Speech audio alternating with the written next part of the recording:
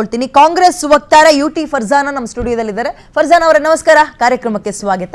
ಉಳಿದಂತೆ ಇನ್ನೇನು ಕೆಲವೇ ಕ್ಷಣಗಳಲ್ಲಿ ಹಿರಿಯ ಪತ್ರಕರ್ತರು ಸಮೀವುಲ್ಲಾ ಅವರು ಕೂಡ ಜಾಯ್ನ್ ಆಗ್ತಾರೆ, ಅವ್ರನ್ನು ವೆಲ್ಕಮ್ ಮಾಡ್ಕೊಳ್ತೀನಿ. ಬಿಜೆಪಿ ಜೆಡಿಎಸ್ ಬರೋರಿದ್ದಾರೆ, ಬರ್ತಾ ಇದ್ದಂತೆ ಅವ್ರನ್ನು ಮಾತಾಡಿಸ್ತೀನಿ. ಫರ್ಜಾನ್ ಅವರೇ, ಎಲ್ಲಿ ತನಕ ಕಾಯ್ಬೇಕು? ಯಾಕೆ ಇಷ್ಟೊಂದು ಸತಾಯಿಸ್ತಾ ಇದ್ದೀರಿ ರಾಜ್ಯದ ಜನರಿಗೆ? ಯಾವುದ್ರ ಬಗ್ಗೆ ನೀವು ಸಚಿವ ಸಂಪುಟ ವಿಸ್ತರಣೆ ಬಗ್ಗೆ ಹೇಳ್ತಾ ಇದ್ದೀರಾ? ಏನಿಲ್ಲ ಮೇಡಮ್, ನಿನ್ನೆ ಫಿಕ್ಸ್ ಆಗಿತ್ತು, ರಾಜಭವನಕ್ಕೆ ಸಂಬಂಧಪಟ್ಟಂತಹ ದಾಖಲೆಗಳು ಕೊಟ್ಟಿದ್ವಿ ಇವತ್ತು ಪ್ರಮಾಣ ವಚನದ ವಿಚಾರವಾಗಿ.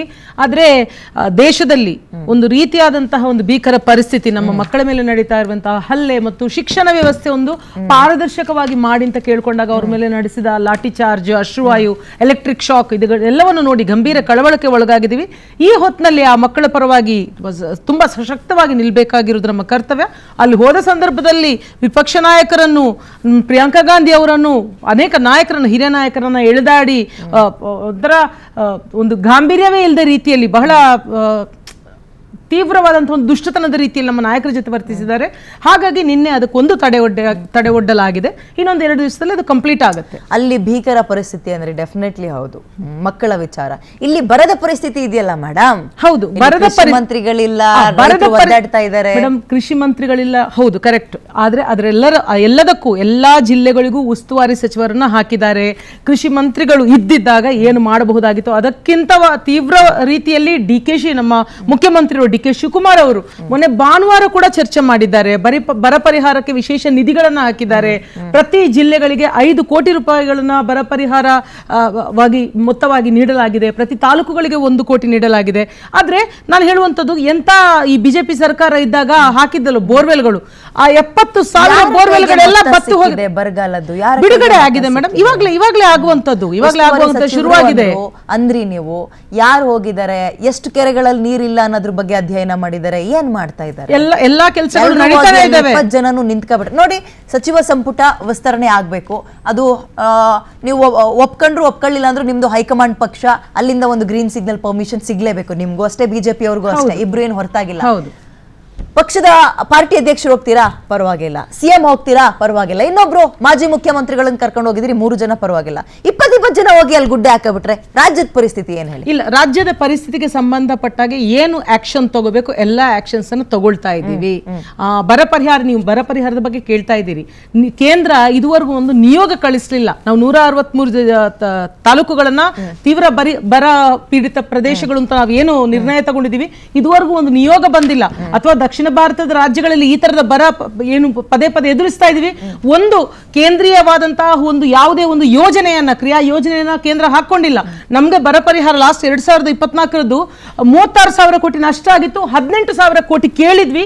ಅದನ್ನ ಕೊಡ್ಲಿಕ್ಕೆ 3 ಬಾರಿ ಹೋದ ಮೇಲೆ ಕೊಟ್ಟಿರುವಂತದ್ದು 3,000 ಕೋಟಿ ಅದಕ್ಕೆ ನಾವು ಅವರನ್ನು ಕೇಳಬೇಕು ತಾನೇ. ನಂಬರ್ಸ್ ಕೊಟ್ಟಿದೀವಿ ನಿಮ್ಗೆ, ಅದಕ್ಕೆ ತಾನೇ ನಾವು ಅದನ್ನ ಕೇಳ್ತಾ ಇರುವಂತದ್ದು. ಒಕ್ಕೂಟ ಸರ್ಕಾರದ ಭಾಗವಾಗಿ ನಾವು ಹಲವಾರು ಹಣಕಾಸಿನ ವಿಚಾರಗಳನ್ನು ಶೇರ್ ಮಾಡ್ಕೊಂಡಿದೀವಿ, ನಾವು ಕೇಳಲೇಬೇಕಾಗುತ್ತೆ. ಬಂದೇ ಇರಿ.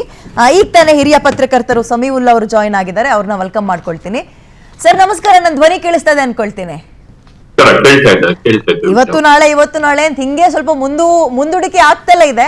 ನಮ್ಗೊಂದು ಕುತೂಹಲ ಸರ್, ಹೆಂಗಿರುತ್ತೆ ಈ ಡಿ ಕೆ ಶಿವಕುಮಾರ್ ಅವರ ಟೀಮ್ ಅಥವಾ ಟೀಮ್ ಡಿ ಕೆ ಹೆಂಗಿರುತ್ತೆ 2ನೇ ಹಂತದಲ್ಲಿ ಅಂತ? ಹೇಗೆ ಸದ್ಯದ ಮಟ್ಟಿಗೆ ಚರ್ಚೆ ಮಾಡ್ಬೋದು ಅಂತೀರಿ? ಈಗ ಕಳೆದ ಬಾರಿ ಹೋದಾಗ ಪಟ್ಟಿ ಬಗ್ಗೆ ಕೆಲವು ರಿಸರ್ವೇಶನ್ಸ್ ಅನ್ನ ರಾಹುಲ್ ಗಾಂಧಿ ವ್ಯಕ್ತಪಡಿಸಿದ್ರು ಅಂತ ಗೊತ್ತಾಗಿದೆ ನನ್ನ ಸೋರ್ಸಸ್ ಪ್ರಕಾರ. ಮತ್ತು ಇದು ಎಲೆಕ್ಷನ್ ಕ್ಯಾಬಿನೆಟ್ ಅಂತ ಕನ್ಸಿಡರ್ ಮಾಡಿ, ಇದು ಚುನಾವಣೆಯ ಕ್ಯಾಬಿನೆಟ್. ಈ ಕ್ಯಾಬಿನೆಟ್ ಅನ್ನ ಇಟ್ಕೊಂಡು ನೀವು 2028ರ ಎಲೆಕ್ಷನ್ ಅನ್ನ ಫೇಸ್ ಮಾಡೋದಕ್ಕೆ ನೀವು ಹೋಗ್ತಾ ಇದ್ದೀರಾ. ಆದ್ರಿಂದ ಹೊಸ ಮುಖಗಳನ್ನು ಒಳಗೊಂಡ ಡೈನಾಮಿಕ್ ಕ್ಯಾಬಿನೆಟ್ ಅನ್ನ ನೀವು ರೆಡಿ ಮಾಡಿ ಅನ್ನುವ ಸೂಚನೆ ರಾಹುಲ್ ಗಾಂಧಿ ಅವರಿಂದ ಬಂದಿದ್ದರ ಹಿನ್ನೆಲೆಯಲ್ಲಿ ವಾಪಸ್ ಬಂದು ಈಗ ಮತ್ತೊಮ್ಮೆ ಹೋಗಿದ್ದಾರೆ. ಆದ್ರೆ ರಾಜಕಾರಣದಲ್ಲಿ ದೊಡ್ಡ ಡೆವಲಪ್ಮೆಂಟ್ಸ್ ಆಗ್ತಿರೋ ಹಿನ್ನೆಲೆಯಲ್ಲಿ 1-2 ದಿನದ ಮಟ್ಟಿಗೆ ಅದು ಪೋಸ್ಟ್ಪೋನ್ ಆಗಿರ್ಬಹುದು. ಇಲ್ಲಿ ನನಗೆ ನಿನ್ನೆ ಗೊತ್ತಾದ ಮಾಹಿತಿಯ ಪ್ರಕಾರ ಹೊಸ ಮುಖಗಳಿಗೆ ಒಂದು 3-4 ಜನ, 1-2-3 ಜನ ಹೊಸ ಮುಖಗಳಿಗೆ ಫಸ್ಟ್ ಟೈಮ್ MLAs ಗಳಿಗೆ ಅಕಾಮಡೇಟ್ ಮಾಡೋದಕ್ಕೆ ಒಂದು ಪಟ್ಟಿಯನ್ನ ರೆಡಿ ಮಾಡಿದ್ದಾರೆ. ಫಸ್ಟ್ ಟೈಮ್ MLAs ಗಳಿಗೂ ಕೂಡ ಈ ಸಂಪುಟದಲ್ಲಿ ಅವಕಾಶ ಕೊಡ್ತೇವೆ ಅನ್ನೋದನ್ನ ಸೂಚನೆ ಮಾಡೋದಕ್ಕೆ, ಅನ್ನೋ ಒಂದು ಸಂದೇಶವನ್ನ ಪಾರ್ಟಿ ಲೆವೆಲ್ ಅಲ್ಲಿ ಮತ್ತು ರಾಜ್ಯದಲ್ಲಿ ನಾವು ಯಂಗ್ಸ್ಟರ್ಸ್ ಗಳಿಗೆ ಆದ್ಯತೆ ಕೊಡ್ತೇವೆ ಅನ್ನೋದನ್ನ ಆ ಸಂದೇಶ ರವಾನೆ ಮಾಡೋದಕ್ಕೆ ಆ ಪಟ್ಟಿಯನ್ನ ರಿಲೀಸ್ ಮಾಡಿದ್ದಾರೆ. 3-4 ಸರಿ MLA-ಗಳಾದ್ರೂ ಕೂಡ ಒಮ್ಮೆಯೂ ಮಂತ್ರಿ ಆಗದಂತಹ 4-5 ಜನರ ಪಟ್ಟಿ ರೆಡಿ ಮಾಡಿದ್ದಾರೆ.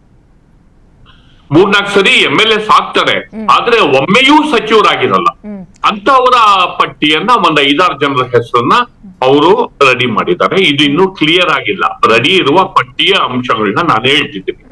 ಅದಾದ ನಂತರ ಸರಿಸುಮಾರು ಹಳೆ ಮುಖಗಳು ಒಳಗೊಂಡಂತ 5-6 ಜನರ ಪಟ್ಟಿಯನ್ನ ಅವರು ರೆಡಿ ಮಾಡಿದ್ದಾರೆ. ಇದು ಒಂದು ಜನರಲ್ ಸ್ವರೂಪ, ಇದು ಜನರಲ್ ಆಗಿ ರೆಡಿ ಮಾಡಿರೋದು. ಇದರಲ್ಲಿ 1-2-3 ಜನ ಮಹಿಳೆಯರಿಗೆ ಆದ್ಯತೆಯನ್ನ ಕೊಡಬೇಕು ಅನ್ನುವ, ಕೇವಲ ಒಂದು ಸಿಂಬಾಲಿಕ್ ಆಗಿ ಒಬ್ಬರಲ್ಲ, ಮಿನಿಮಮ್ 2 ಮಹಿಳೆಯರಿಗೆ ಈ ಸಂಪುಟದಲ್ಲಿ ಆದ್ಯತೆಯನ್ನ ಕೊಡಬೇಕು ಅನ್ನುವ ನಿಟ್ಟಿನಲ್ಲಿ ಚರ್ಚೆ ನಡೆದಿದೆ.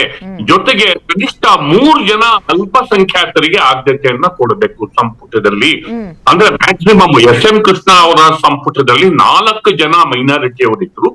ಈಗ ಈ ಸಂಪುಟದಲ್ಲೂ ಕೂಡ ಸಾಧ್ಯವಾದಷ್ಟು ಹೆಚ್ಚು ಅಲ್ಪಸಂಖ್ಯಾತರಿಗೆ ಸಂಪುಟದಲ್ಲಿ ಸ್ಥಾನಮಾನ ಕಲ್ಪಿಸಬೇಕು. ಇದಕ್ಕೆ ಮುಖ್ಯವಾದ ಕಾರಣ ಸಿದ್ದರಾಮಯ್ಯನವರು ಮತ್ತು ರಾಹುಲ್ ಗಾಂಧಿ ಅವರಿಗೂ ಒಲವಿದೆ ಮತ್ತು DK ಶಿವಕುಮಾರ್ ಅವರು ಕೂಡ ಇದನ್ನ ಒಪ್ಕೊಂಡಿದ್ದಾರೆ. ಹೀಗಾಗಿ ಈ ಆಂಗಲ್ ಅಲ್ಲಿ ಚರ್ಚೆ ಮುನ್ನಡೆಯುತ್ತೆ. ಈ ಆಂಗಲ್ ಅಲ್ಲಿ ಈ ಪಟ್ಟಿಯ ಜೊತೆ ಚರ್ಚೆ ಯಾರು ಬೇಕು, ಯಾರು ಬೇಡ, ಎಲ್ಲಿ ಕಮ್ಮಿ, ಎಲ್ಲಿ ಜಾಸ್ತಿ, ಎಲ್ಲಿ ಸೇರಿಸ್ಕೋಬಹುದು, ಒಂದು ಫೈನಲ್ ಆಗುವಂತಹ ಸಾಧ್ಯತೆ ಬಹುತೇಕ ಇನ್ನೊಂದ್ 2-3 ದಿನದಲ್ಲಿ ಮುಗಿಬಹುದು ಅಂತ ಅನ್ಕೊಂಡಿದ್ದೀನಿ. ಎಸ್.